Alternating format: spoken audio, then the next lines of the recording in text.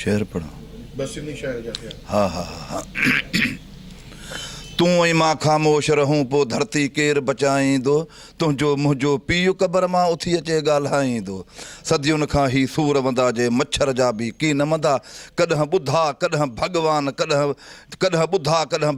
भॻवान कॾहिं ख़ुदा जा थिया बंदा ही पंहिंजे पापे पूरा आहिनि कहिड़ो कंहिंसां वेर कंदा हू धारियो धूतो धाड़ेल आजे खाॼ करे वियो खाईंदो तूं ऐं मां ख़ामोश रहूं पोइ धरती केरु बचाईंदो ही आकड़ साकड़ वारा अच्छा वार कराए कारा बाहूं टेड़े लांग हणो था धरतीअ जी का दाह सुणो था ही धरती आहे कांगड़ नाहे जेको तेको थो भेलाए केसी ताईं कांइर बणिजी पंहिंजी जिंद छॾाईंदो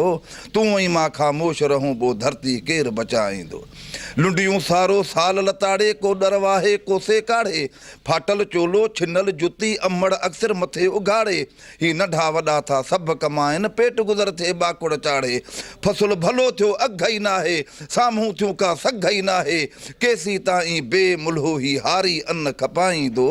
तूं ऐं मां ख़ामोश रहूं पोइ धरती केरु बचाईंदो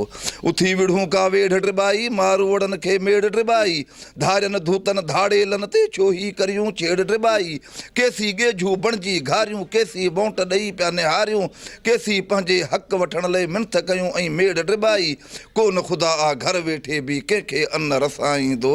तूं ऐं मां ख़ामोश रहूं पोइ धरती केरु बचाईंदो पोइ धरती केरु बचाईंदो पंहिंजनि जे बारे में पुछंदे ॾिठो अथमि त राति भिटाई सिंध लाइ रोंदे ॾिठो अथमि पुछाई सिंध जूं जे न्याणियूं कारियूं थियनि चयुमि त साईं कूं जॻिचिन खे कुसंदे ऐं किरंदे ॾिठो अथमि त राति भिटाई सिंध लाइ रोंदे ॾिठो अथमि पुछाई त सिंध साई आहे सुधरे ई नथी चयुमि त साईं वाघ धणियुनि खे धाड़ा हणंदे ॾिठो अथमि त राति भिटाई सिंध लाइ रोंदे ॾिठो अथमि पुछाई त डिग्री कॉलेज में रुगो कल्चर ऐं कापी आहे चयुमि त साईं अदब ऐं इल्म जो जनाज़ो खॼंदे ॾिठो अथमि त राति भिटाई सिंध लाइ रोंदे ॾिठो अथमि पुछाई त ॾस मेहरियाण जी कहिड़ी हालत हुआ चयुमि त साईं अक्सर उन मां वारी उॾंदे ॾिठो अथमि त राति भिटाई सिंध लाइ रोंदे ॾिठो अथमि पुछाई त हिन क़ौम जो पेट गुज़रान भला कीअं पियो थिए चयुमि त साईं मिसकीन बुख में मरंदे ॾिठो अथमि गुलनि जहिड़ी फूह जवानीअ में हिन पेट पालण लाइ पिनंदे ॾिठो अथमि त राति भिटाई सिंध लाइ रोंदे ॾिठो अथमि विहाणो त राति मुंहिंजो बि सारो भिगल हो पर निंड मां ड्रिबाई छिरकंदे ॾिठो अथमि त राति भिटाई सिंध लाइ रोंदे ॾिठो अथमि पंहिंजनि जे बारे में पुछंदे ॾिठो अथमि त राति भिटाई सिंध लाइ रोंदे ॾिठो अथमि आहे हा ठीकु आहे